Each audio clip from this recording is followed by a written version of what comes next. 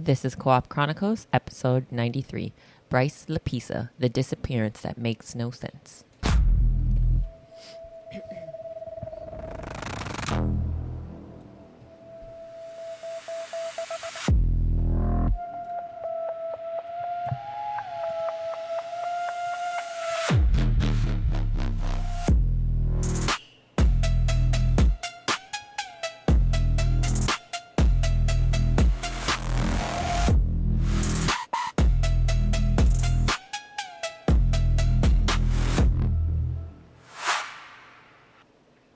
Welcome back to Co-op Chronicles. This is episode 93. I didn't know when it was ending. And I am Bite-sized Geisha. And as always, I have Blacklabel. Hello. And Azzilee. Hello. And today's episode is about Bryce Laspisa. Bryce Laspisa. Yeah. And we just woke up. We took a nap. I took a nap. I wasn't feeling good today. How's everybody doing? Azzilee went out today. Had some fun. Mm-hmm. Drank at that thirsty place we went to. Thirsty Hound. With the pretzels. Remember? Right over here. Oh, the one at the corner? Yeah. Yeah, they had really good lobster ravioli when we went. Oh, yeah. They had that today, too, but we didn't get it. Oh, it was Yeah. good. It was good. We touched grass this weekend. We Did did. you? We did Yeah. a lot of grass touching today. You guys do. Did errands. What did we do yesterday, babe? Went to nail salon. Oh, yeah. Had some coffee. Went to Fred Meyer. Went to Fred Meyer. And then, Touched grass. And that was it. yeah, and then that was it yesterday. And today we went to the mall, had some Jamba Jamba juice. Went to Whole Foods. Went to Victoria's Secret, seen all the panties. Oh, my goodness. I wasn't going to say that, but yes, that's Yeah. what we did. Seen all the panties. Yep. And then get to Whole Foods. We got that dinner plate for at Whole Foods. So you go up to the counter yeah. for like 35. How much was it? $35. $35. And I'm going to proportion it to make 8 lunches, hopefully. And then 8 lunches too. We got the. Oh no, that's just for. We got Whatever. salmon. Salmon. Yeah, Salmon, sweet potatoes, green beans, and rice to try to divide it up for 8 lunches. Because I have Thursdays off, so lunch 4 days a week for me and Label. Yep. And when the kids are gone in the summer, we're going to do that with the chicken and the salmon. We're about to be cut up. Yeah. We're about to get lean. There's either chicken, green beans, and potatoes, or salmon, green beans, and sweet potatoes in the fridge, all divided, all in little meal containers. Pick one for dinner and lunch. And lunch, yeah. But yeah, okay. Yeah, anyways. You guys need to add anything? Want to get into it? Tell me what's up. Do I have a PSA this week? I don't know. I don't think so. Work's been kind of okay lately. Do you have a PSAS? Do your job? Don't be such a disappointment to people. Yeah. Yeah. I'm telling you, I hate this guy. There's like nobody else on my crew that I hate more than this one singular person. And honestly, my foreman was kind of justified. Alrighty, guys. So let's get into it, all right? So the disappearance that makes no sense, Bryce Laspisa. So he should have made it home. You ever hear of a story where everything is right in front of you, like all the warning signs are there, all the pieces are in place, and you still can't understand how it ended the way it did? That's exactly what this case feels like, because this isn't one of those disappearances where someone just vanishes out of nowhere and nobody knows what happens. So this is the case where we know what Bryce Laspisa was doing. We know where he was going. We know who he was talking to. We know what his plans were, and somehow he still disappears. Bryce Laspisa was a college student in California. By all accounts, he was doing well. He had friends. He had a girlfriend. He was close with his parents. Nothing about his life stood out as dangerous or unstable. But then something changed, and the weird part is nobody really knows what that something was. In the days leading up to his disappearance, Bryce started acting a little off, not completely out of control, not in a way that made people panic immediately, but just enough that people around him started noticing that something wasn't right. And then it escalated. He makes a decision to drive home. That alone isn't strange, but what happens during that drive, that's where this case starts to feel a little uncomfortable, because Bryce didn't just drive home. He delays, he stops, he turns around, he sits in places for hours, he talks to people, he reassures them, and he says he's fine. But at the same time, his behavior keeps getting more and more confusing. And the entire time people are trying to help him, his parents are in contact with him, his girlfriend is concerned. There are multiple chances for someone to step in and stop whatever is happening.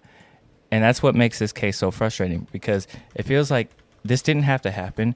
It feels like something could have changed the outcome. And then after all that, Bryce disappears. His car is found crashed. There are signs he survived the crash, and then nothing. No confirmed sightings, no clear answers, no real explanation, just a trail that suddenly ends. And that's why this case sticks with people, because it's not just a mystery. It's just the situation where you keep asking yourself, what was he thinking? What was happening? And how did someone get so close to home and still vanish? So, Geisha, when you hear cases like this, or a case like this, when someone is clearly not acting normal, but nobody really understands why, what do you think that usually means? Paranoia. Like schizophrenia or something? That they're paranoid, that something is going on. Not necessarily schizophrenia, but more like they're paranoid. Maybe somebody's watching them and being sneaky. Or there's probably some sort of something that is making them paranoid. Yeah. Azzilee, and do you think situations like this are more frustrating because it feels like there are chances to stop what happened before it got this far? I mean, yeah, but you gotta think, like, people find it, especially men, it's hard for them to, like, reach out to get help. Yeah. And then some people don't see the signs in men. Yeah. So they probably didn't even know Real that talk. he was, like, going through stuff like that. Yeah, real talk. Mental health. Poor buddy. He probably just wasn't getting help. Yeah. All right. So the behavior that didn't make sense. So before Bryce ever disappeared, before the crash, before any major events, people talked about this case. There were already signs that something wasn't right. And what makes this part so unsettling is that it wasn't one big moment. It was a bunch of smaller things that on their own might not seem that serious, but together they really paint kind of like a weird picture. Bryce was a college student at the time, and leading up to everything, people around him started noticing changes in how he was acting. One of the biggest things that came up is that he recently broke up with his girlfriend. Now, on its own, that's not really unusual. People go through breakups all the time. This happens, like people grow up or whatever. But the way he handled it really didn't match what people expected. Instead of being emotional or upset or angry, he was almost the opposite. He was calm, like he just didn't care about her. And that's something multiple people pointed out later, because at the same time, there were reports that he had been drinking more than usual as well. There were also mentions of drug use. Nothing that immediately screamed something extreme is about to happen, but definitely enough to understand that something's a little off. And then there's that part that really stands out. Bryce gave away some of his belongings. And that's one of those details when you hear in hindsight immediately feels different, because giving away things that like is yours isn't always a big deal unless it's happens alongside other strange behavior, which is what he was doing. And when you put all this together, like the breakup, the unusual calmness, the drinking, and the possible drug use while he was giving all his stuff away, it starts feeling like there was something deeper going on, kind of like how Azzilee said, and kind of like how you said, you know, paranoia, something's going on. He can't really talk about it. But here's the problem. At the time, nobody knew what was going on. They didn't know what the something was. And Bryce himself wasn't giving clear answers. He wasn't telling people like, hey, I'm in trouble. Like something's wrong with me. He was just acting differently. And that's what makes this part of the story so important, because this is where the warning signs were. They weren't obvious enough for anyone to fully understand what was about to happen. And I think this is something that makes this case hit harder, because looking back, it feels like there were clues, but in the moment, those clues didn't really seem big enough to stop anything. So, Geisha. Yeah. When you hear about something or someone acting calm, like I just explained, where you know they should be emotional, do you think that is normal, or do you think something might be wrong? I don't know. And I say I don't know because, like, oh my again, God, here we go. I'm logical. I could be logical, you know? I mean, I don't know. That's a hard question for me to answer, because if, like, let's say you were like, look, babe, it's just not working out anymore. I think our time has come. It played the course. Of course, I'd be sad and devastated. But am I going to let you see that? No, probably not. I'm just going to be like, okay. But it's like something that nobody know? expected, you know? What Yeah, I mean? I wouldn't expect you to just be like, it's over. You Yeah, know? if I was calm and I came to you and I was like, yeah, this is just not it no more. I feel like we've I'd be very grown apart. confused, We've but I wouldn't be emotional about it. no, I know, I'd be but emotional me, about it. but the way I handled it, you know. I don't know. Azzilee, let me ask you the same Yeah. question. Let me ask you the same question, Az. Okay. Do you want me to ask it again? Yeah. So when you hear someone acting calm in like situations where you'd expect them to be emotional, does that feel normal to you, or does it feel like something might be wrong? Something could be wrong, or maybe because we already talked about how, or we said that maybe he was like going through some mental health stuff. Mm-hmm. So maybe his mind was like preoccupied, so he didn't feel, he wasn't attached to like the moment at that time, so he didn't process it properly. But, you know, maybe something was definitely wrong with him. Yeah. Because I'd be like devastated, and then I'd get angry. Mm-hmm. And then I'd be like, where you at? Plotting We're going to talk murders. about And then this. I would probably go a little crazy. Yeah. Okay. All right. So the drive that should have been simple. After everything leading up to this is where the case really starts to take a turn, because Bryce makes a decision that on the surface sounds completely normal. You know, he decides to drive home, calls his mom, tells her, hey, I'm coming back. And that should have been it, right? Just a long drive home, nothing really unusual. But what actually happens during that drive is where it starts to feel really off. Bryce leaves his college in Northern California, heading towards his parents' home in Southern California. It's a long drive, but it's pretty much straightforward. You get on the ride, you drive, you go home. And that's what should have happened. But instead, Bryce starts making all these weird stops. Not just quick stops, too. Just long stops, like hours at a time. At one point, he pulls over in a small town and just sits there. You know, he's not moving. He's not continuing the drive. He's just there. And this goes on for hours. His parents are calling him, checking in, asking what's going on. And he keeps telling them the same thing. Like, I'm fine. I'm just resting. You know, it's a long drive. I'll be home soon.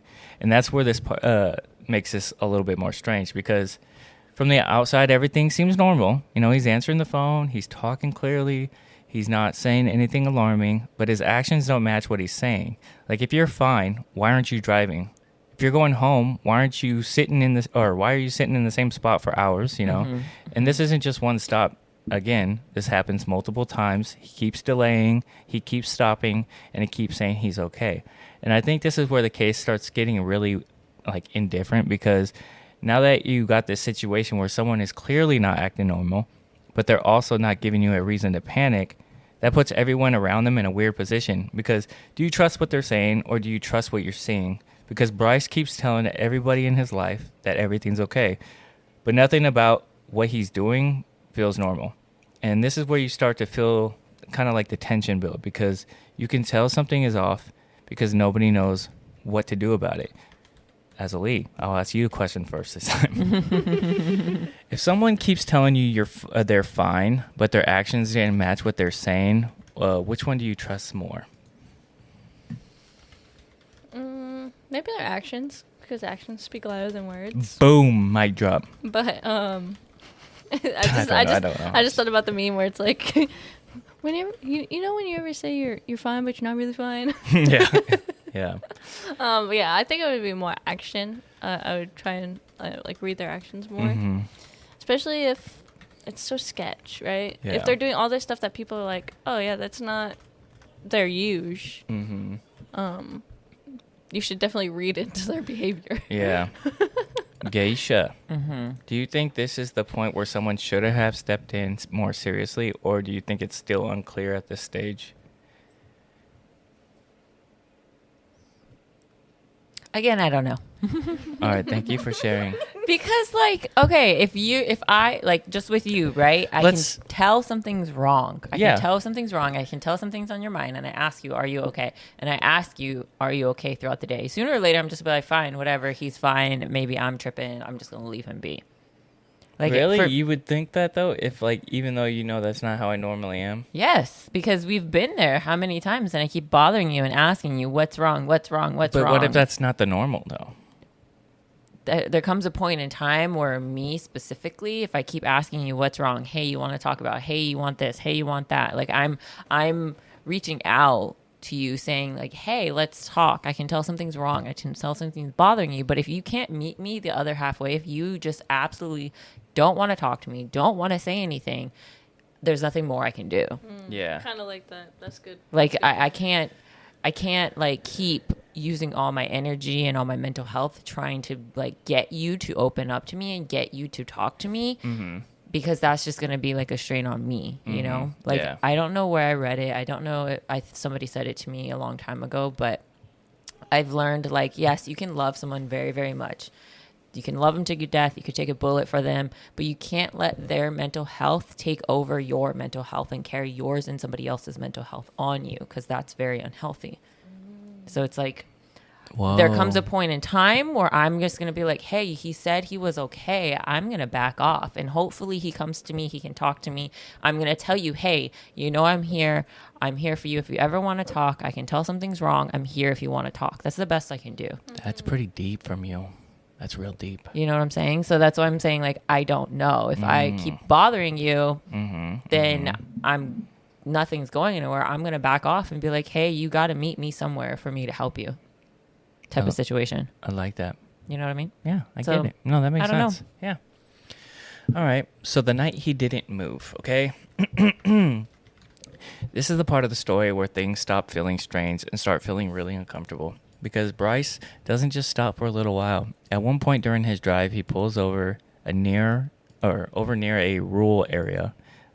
He stays there, not for a few minutes, not for an hour, but he stays there for an entire night. He's parked on the side of the road, just sitting there. And the entire time, his parents are trying to figure out what's going on. They're calling him. They're checking in on him. And every time, Bryce tells them the same thing. You know, I'm just fine. You know, I'm just resting. I'll be home soon. But hours are passing, and he's not moving. And this is where his parents start to get really concerned. Because now it's not just a delay. Now it's someone sitting alone in the middle of nowhere overnight with no clear reason why. So they do something that honestly makes sense in the moment. They call roadside assistance to go check in on him. Yeah, someone is sent out to find Bryce. And when they get there, they confirm something that makes this even stranger, is that Bryce is sitting in his car awake, not asleep, not unconscious, just sitting in his car. And when they talk to him, he tells them the same thing that he's been telling everybody. I'm fine. I don't really need help. I'm just resting. And at that point, there's really nothing much they can do, you know, because he's not asking for help. He's not saying anything is wrong, so they leave. And Bryce stays there, not moving, you know, still telling everyone he's okay. And this is one of the most frustrating parts of the case, is because now it feels like something is very clearly wrong, but there's still no clear reason to force anything. He's an adult. He's awake. He's conscious. He's communicating. He's saying he's fine, but at the same time, everything about this situation feels off. And I think this is where a lot of people start asking the same question, is like, what is he doing out there? Was he confused? Is he paranoid? Was he scared? Was he thinking about something? Or was something else going on that nobody could see? Because sitting in the same spot for an entire night, awake, not moving, that's really not normal. That's like when you're going through some stuff. And the fact that he kept saying he was fine the whole time makes it even harder to understand. Now, Geisha, if someone you cared about was sitting alone in the middle of nowhere for hours and kept saying they were fine, again, I know you just said what you said, but would you believe them, or would you start assuming something's wrong? I would definitely assume something's wrong. Yeah. And it depends. Like, if you were sitting alone at a road stop for hours in the middle of nowhere, not moving, not talking, I probably would like park next to you and like sit in your car with you and just be like, yep, this is what we're doing. Yeah. Until something happens, you know? Yeah. Azzilee, do you think this is a point where someone should have physically gone to him, like Geisha just said, or do you think there still wasn't enough to justify that? I want to say yeah. You should go to them, but also you don't want to push them too far, you know? Because, like, people who are dealing with stuff like that, you can never really predict what their next move is going to be. And he might hurt himself more than if he was by himself, you know? Yeah. But I guess it's just how much do you care about them, right? Yeah. Like, is it like, do you respect them and their space, or Mm-hmm. do you be like, hey, look, I know something bad's going on. I don't want you to be by yourself. Yeah. So it just depends, I think. Yeah. All right. So the turn that made no sense, okay?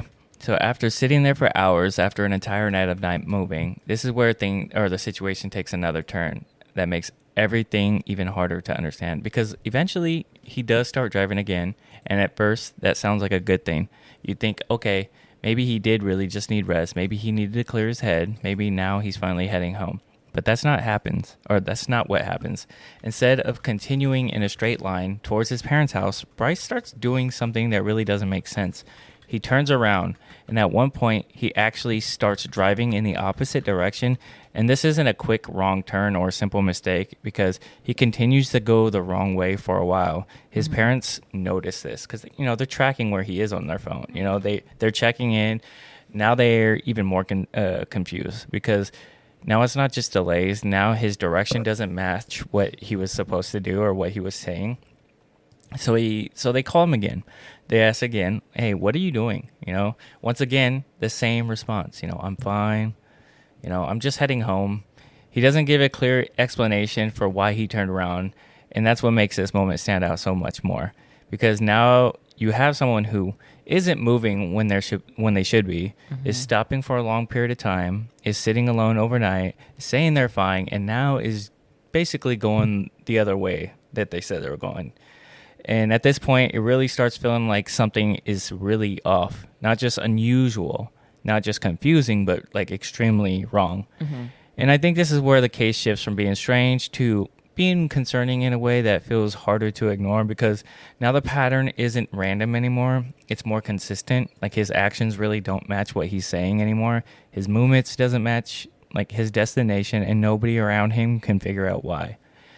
Azzilee, if somebody told you that they were on their way home, but you saw them going the opposite direction, what would that moment where you start to seriously worry? Because I know you share the thing with Azzilee, or not Azzilee, Dakota and Mom. Like if they said they were doing something but they weren't doing it, do you start thinking like, what's going on?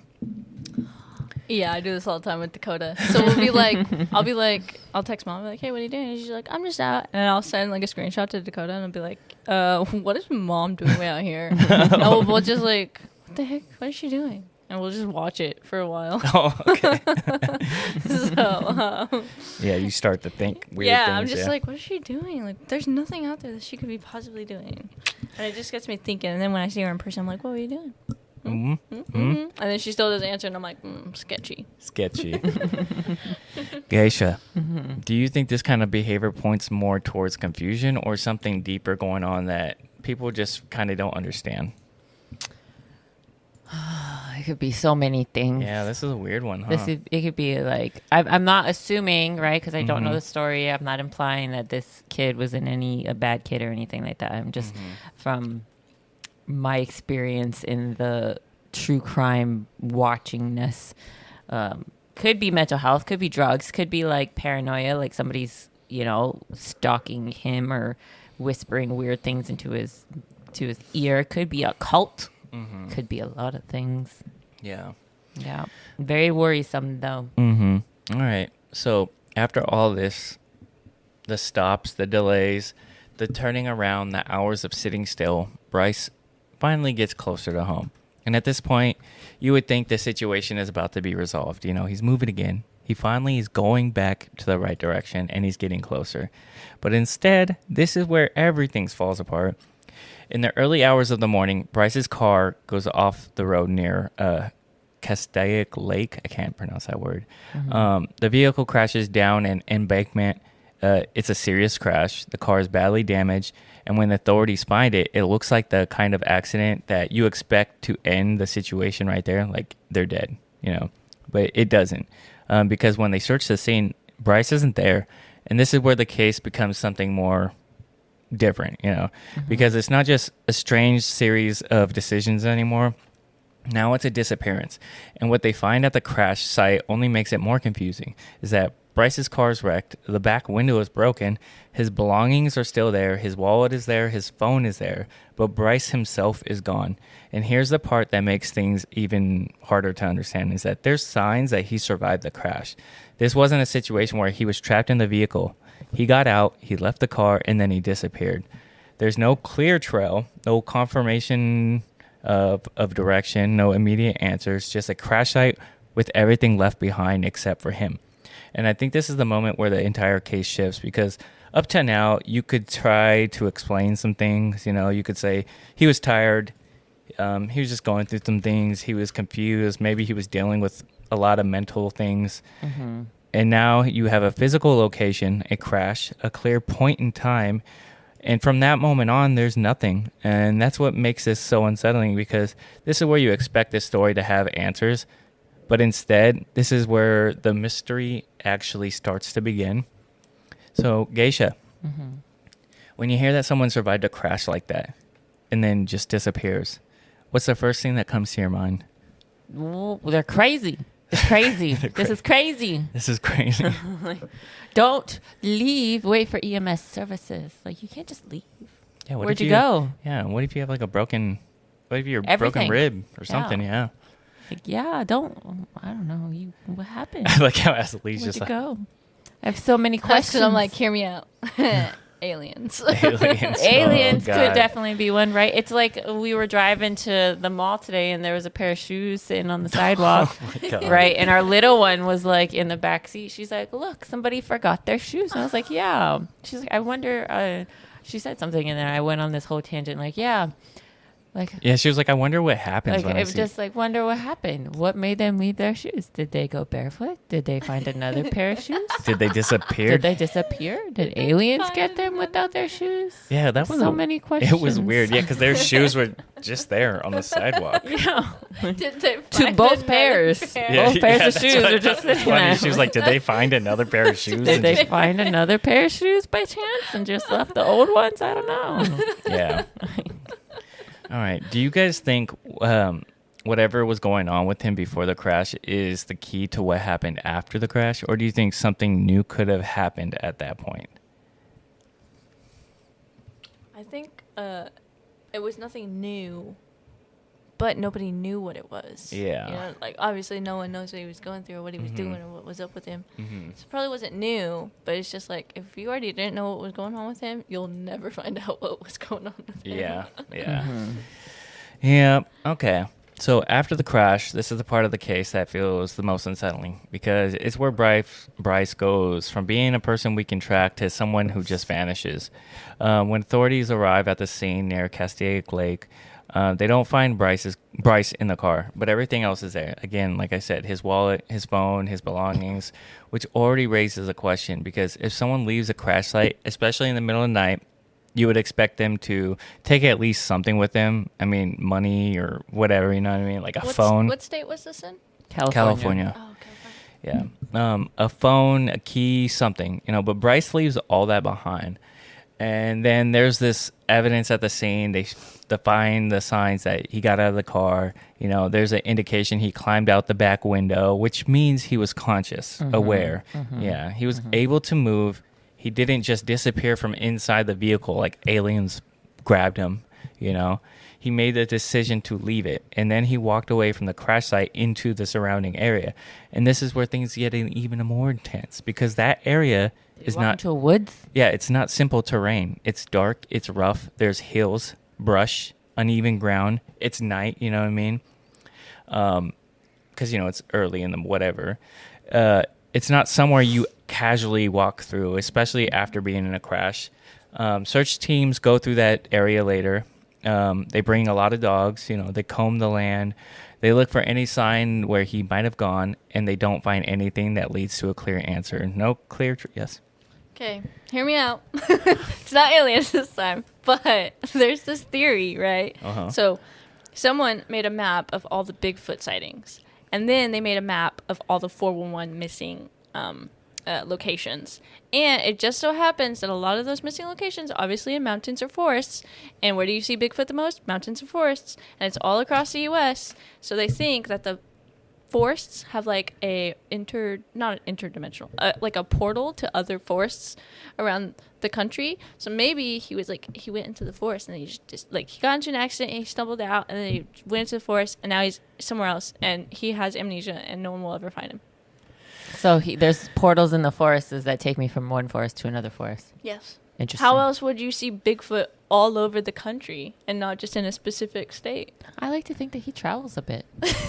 Through these portals in the forest. By foot, like with a little stick. That's why he has that's why they call him Big Feet. And a backpack. It's just like a little backpack. And the little popper people, that you would have like the thing. I'm glad. Sorry. It's pretty cold in Washington right now. I'm going to travel down to California where it's nice and toasty. I'm glad we have Azzilee on this. Yeah. Sorry. I forgot. Okay. Yeah, that's great. That's a great one. That's a good one. Okay.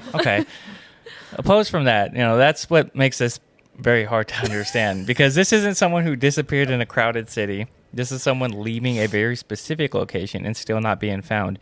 And I think this is a moment where people really start to ask the bigger questions, like, was he disoriented? Was he trying to get help? Was he scared? Was he running from someone? Bigfoot? I don't know. Or did he choose to walk away? Because whatever happened it happened fast, Mm-hmm. And after that point, there's nothing solid to follow. So, Geisha, if someone leaves a crash like that without taking anything with them, what does that feel like to you? Feels like they're trying to hide something or something's going on mentally. Yeah, I feel like in this situation, I had mental issues before. I feel like he was trying to take his life or something, and he didn't succeed, and he didn't want somebody to find him to get help. And maybe he went off somewhere else to do it, you know what I mean? But they didn't find him. It's not hard to... Is he still missing to this day? Yeah. They find his body? Maybe he had like a moment of clarity. Like you said, so he got into the accident because he wanted to, end his life. But he had a moment of clarity afterwards when he didn't die. Mm-hmm. And he was just like, you know what? I have so much to live for, but I don't want to do it here. And they took a portal. And no, not a portal. So then he just left all his stuff and he's living somewhere else. Yeah. Like a double life. And he doesn't want to talk about his previous life because he wants everyone to think he's dead and all that stuff. Geisha. Do you think this points more towards confusion and panic or something more intentional? I feel like it's something more intentional. Something going on with the good old noggin. Okay, awesome. Yeah, I agree. I definitely think something was going on. Maybe he was in cahoots with someone. Cahoots. And he with a cult. had to make it look like he disappeared. Mm-hmm. Yeah, okay. I don't know. I wouldn't say a cult, but you never know. You never know these days. Yeah. All right. So the search that found almost nothing. Okay. After Bryce disappears from the crash site, this is where the search begins. And this is also where the case becomes even more frustrating because this wasn't a situation where somebody looked for him. This was like a real search effort. Law enforcement got involved. Search teams were out there. They brought tracking dogs. They covered the whole area of the crash site. They checked the surrounding terrain, the lake, the roads nearby. And for a case where we know the exact location of somebody that you would see, you would expect them to find something, like a direction, a trail, an item, anything, But that's not what happens. They don't find a clear path. They don't find any evidence where he went. They don't find anything that leads to a solid conclusion. And that's one of the things that makes this case so difficult to process is because when someone disappears in a place like that, usually there's at least some kind of indication of what happened next, even if it's not just the full answer, even if it's just a location. But here it just stops. The last confirmed point is the crash. And after that, everything becomes guesswork. And I think this is where the emotional weight of this case really hits because his parents were actively involved trying to help him before all this happened. They were on the phone with him. They were tracking his movement. And they were trying to get him home. And then suddenly the situation goes from confusing to completely unknown. And there's nothing to follow. No clear explanation, no closure. And that's what makes this case kind of stick with people because it feels like they were so close to understanding what happened and then it just disappears. Geisha, how do you process a case where someone is last seen in a specific location, but even a full search doesn't give you any answers. He be running. He'd be running? He be running. But you would at least see a trail, right? If you were running? Yeah, unless he like ran through the woods. But the woods are pretty hard, you know, to follow. Maybe like the search team missed it and like their footprints are on top of his footprints or something. Or maybe he was in, like Az said, he was in cahoots with somebody and he like got into a car and then just drove off somebody with somebody. Yeah, because like if he was in an accident, he might have gotten injured, right? But there was like no blood on anything. The dogs couldn't scent him anywhere. Yeah, So maybe someone he- had to have picked him up, yeah, right? maybe he Yeah. went back to the road and got picked up by Yeah, somebody. someone had to have Yeah. picked him up. Or maybe he got into a car accident. Did anybody clearly see him go into the woods? Yeah, like what if What if there was a car behind him? You No, know, yeah, just that's like, what- Doop, come in my car, let's go. yeah, that's right. And then maybe they were up to something not Or- abiding by the law. I Or don't know. maybe he busted out the window, threw his car down there to crash it, you know, and wasn't even down there in the car, you know. Yeah, what if he faked his Yeah. death because he got into debt in this country and needed to be debt free? Very, very interesting. Very interesting. So here, the theories that still don't add up, okay? So after everything we talked about, this is the point where people start making or trying to make sense of it. Because when a case ends like this, there's no clear answers. People naturally start asking, like, you know, what actually happened. And over time, a few main theories came up. So the first one is, and probably the most grounded one, is that Bryce was dealing with some kind of mental or emotional crisis. When you look at his behavior leading up to the disappearance, you know, the calmness after the breakup, the drinking, giving away his belongings, the strange stops, sitting for hours and driving the wrong direction, it does point to the possibility that something wasn't right mentally. And if that was the case, then the crash might not have been an accident in the normal sense, you know. It could have been part of whatever he was going through. And after the crash, he could have been disoriented, confused, not even thinking clearly, and just walked away. And that's one explanation. But even with that, there still are questions, you know, because if someone's confused, you would expect at least some kind of trace after the crash, you know. And that brings up another theory, that something happened after the crash, that he left the scene and then encountered something or someone that changed the outcome. There's no solid evidence that can confirm that, but it's something people considered because of how abruptly the trail ends.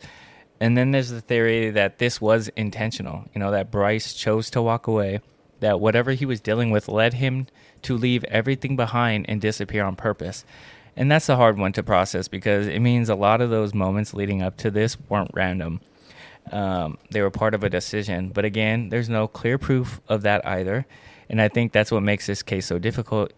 Every theory explains part of the story, but none of them explains all of it. And there's always something missing, and something doesn't quite fit. And that leaves this case stuck in a place where no explanation feels complete. Geisha, which of these theories make more sense to you when you hear everything like this? Or we spoke about our theories. Like, what is your theory? I have no idea. I don't think there's enough like clear evidence for me to make like a theory. What about his emotional like baseline before? You know, all what does that is that he broke up with his girlfriend and he wasn't emotional about it. Okay, but what about before that? Was he a happy-go-lucky guy? Did he have lots of friends? Did he meet a new friend? Did he meet a new person? Was he online more than lately, before good than question. after? Yeah. Or before that? You know what I'm saying? Was he like not very online and then he was like super online? Tell me more about his Like before lifestyle it, right? before all of this. What changed? Was there any changes in his behavior, his daily activities, his friends group? Did he meet new people? Did he start getting a new religion, a cult? Did he like, I need more. Yeah, you guys keep saying this cult stuff. Did he befriend Bigfoot and jump into a portal Yeah. and travel around the United States with forests with Bigfoot? Azzilee. You know, I need more information. Yeah. Do you think this is the kind of case where the answer is probably something simple that we just don't have the final piece for, or is it something more Probably. complicated that we'll never fully understand? Probably. Right now. No, this is for Azzilee. Oh, wait. Okay. But I'm thinking Okay. now. Okay, go ahead. Okay, my theory as of right now, with not a lot of information, is I'm gonna go with he faked his own death because he was too scared about having debt and student loans. Okay, thank you. Mm-hmm. That's a good one. Yeah. Azzilee, Yeah. do you think this kind of case is more simpler? We just don't have the final piece, or do you think there's something more complicated? And what is your theory? We probably just don't have the final piece. It's probably very easily explained. Yeah. Just no one apparently really knew what this guy was doing in his off time. Yeah. So that like Geisha said, that would explain a lot of his behavior if they like delved into that more. Mm-hmm. Yeah, there's always like cases where sorry to interrupt you, but there's always cases where before something happens, they always go back and they look at, like, you know, his online searches, what he's talking about or what he's doing. That usually leads up to something. Mm-hmm. Yeah, check the dude's freaking Reddit page. He probably had like a million things on there that would explain everything. Yeah. Mm-hmm. Yeah. Anyways, my theory is still the Bigfoot thing. Awesome. Awesome. Respect that. Respect that. Okay. So Makes sense. Yeah, makes sense. When you look at this case, so this is the last part. So when you look at the case from start to finish, I think it sticks with people because there's so much of it that it's so close to home, like for these people, and they don't know how to make everything make sense, you know. But it and they think it makes sense, but then it really doesn't. You know, we're not missing everything. We're not missing, or we're missing just enough. Like, we know where he was, you know what he was doing, you know who he talked to or how he talked to the people, you know. We know the route he was taking, and we know that the crash happened. I mean, the guy seen him before the crash happened, so they know it was him, you know.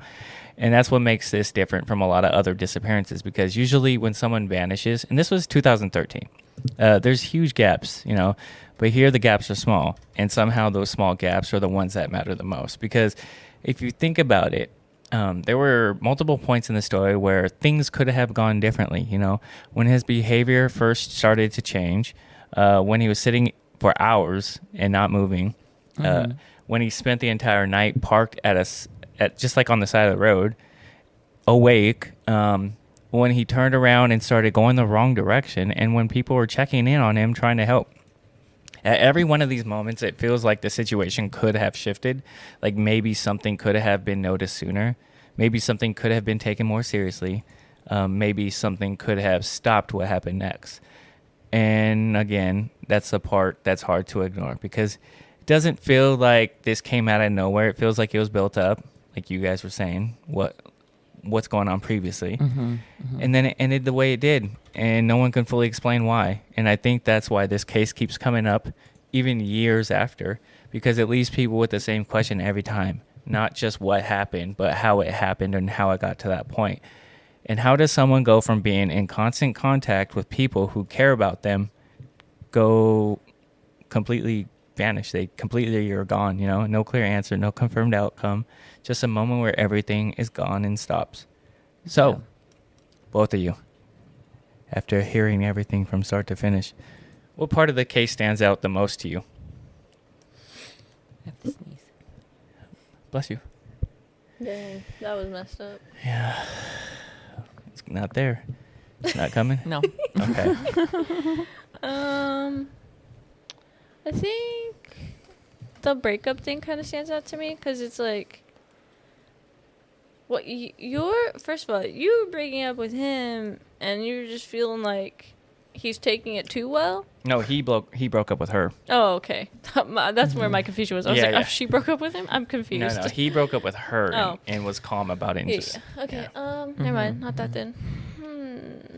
That he left it after the crash. Yeah. Okay. I think mine is like just being out in the middle of nowhere on the side of the road overnight. What if he was talking to somebody? What if Yeah. he was like on the phone? Would they have like, I guess since it's not like a crazy mystery, they probably wouldn't have like checked phone records, checked like internet. I mean, 2013 is not that far, guys. Come on. No, I'm saying because it's not such a big case. It's not like a They murder.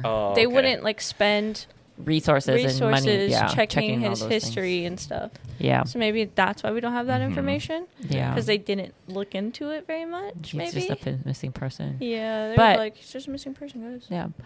I spent the night at a rest stop once when I was driving from Vegas to Texas. Okay. Yeah, but you had an actual destination. Yeah. He's just kind of out there. In the middle of nowhere. Yeah. Not at a rest stop. Oh, I Off thought the he was side at of a the rest. road. No, he was just on the side of the road. thought- No. I immediately went to like a rest stop. No, he was on the side of the road. Yeah, I remember I like curled up on the back seat of my car and I put the blanket over my So head. nobody would see So inside. nobody would think that I was in there, like could see me actually sleeping in there, you know? Yeah. And then I told my dad, and when my dad and I were talking, and he's like, next time stay at a hotel, please. Yeah. I was like, okay. Yeah. Yeah. It's Weird. it's a very interesting Very story. interesting. Yeah. I wish I knew more. I wish I knew what happened. I like to think that he just faked his death and he's living in like somewhere in Mexico, debt free, and can't come back to the United States. Yeah, like maybe the time he spent on the side of the road, he was like contemplating, like, do I really want to do this? Yeah. You know, Um, leave everything behind. Because Yeah. I think if you go missing for 5 years and they don't find you, they can pronounce you dead. they can right? pronounce you dead, and then you can like come back to the United States and just start over. Can you? I'm gonna do that. I'm gonna disappear. I'll see I you mean, guys. once you're dead, you're I'll see- dead. I'll you see you know, guys it's in like, 5 years. You're dead. Yeah. And like, what happens to all your debt when you're dead? I don't It goes know. to your kin. Go see your kids. Yeah. That's not happening. I'm Yeah. not taking care of my dad's debt. Yeah. All right, guys. Whatever. I didn't say kids. I said kin. Oh, kin. Any Okay. living kin. Any Yeah. living kin. Gotcha. But that's all I got for now. I mean, do you guys have anything else to add? You want to add anything? You're good. What? It's crazy how many people go missing in the U.S. It is. Like, Yeah. yearly. It really is. Like daily. Yeah. Yep. And there's no answers for a lot of them. Like a Yeah. lot of them. It's sad. There's like one case I really want to cover too. It's the you guys ever heard of the artist David and that stuff Oh, the one where they found the body in his the trunk? Tesla? Yeah. Mm-mm. You haven't heard that one? Oh, that's an interesting one. I mean, everybody's covering it, so I mean, it's like ongoing right now, so I don't really know much. But yeah, it's very interesting. We'll hold off. Yeah, we'll hold off. Maybe.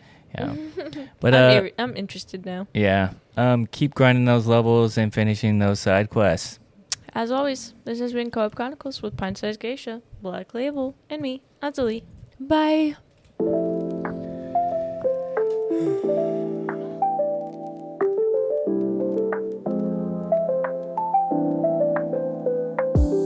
We gather round the mic, tales of knights and dice. Gaming worlds collide, hobbies come alive. Azzilee and Geisha chat, Blacklabel's where it's at. Movies and stories told, secrets to unfold. Co-op Chronicles, come and join the